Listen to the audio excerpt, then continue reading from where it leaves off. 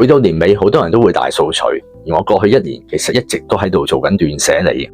每次覺得困惑就清理下雜物啦，當事情棘住就掉下嘢啦，慢慢屋企多咗空間，人都輕鬆咗。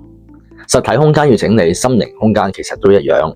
第一步就係調理部手機，我開始 delete 啲相，以前影落好多相，好多睇落已經冇感覺又冇回憶。既然係咁，點解仲要留住佢哋呢？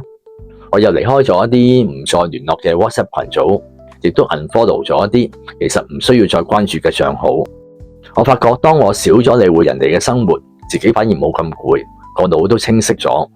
原來我哋好多時都高估咗自己嘅角色，以為好多嘢都非關心不可。但當你抽離之後，就會知道真正對你重要嘅人其實好少數。由今日開始，定期斷捨離，將你嘅時間同心力留俾重要嘅人，而其中最重要一個位置，請留俾自己啦。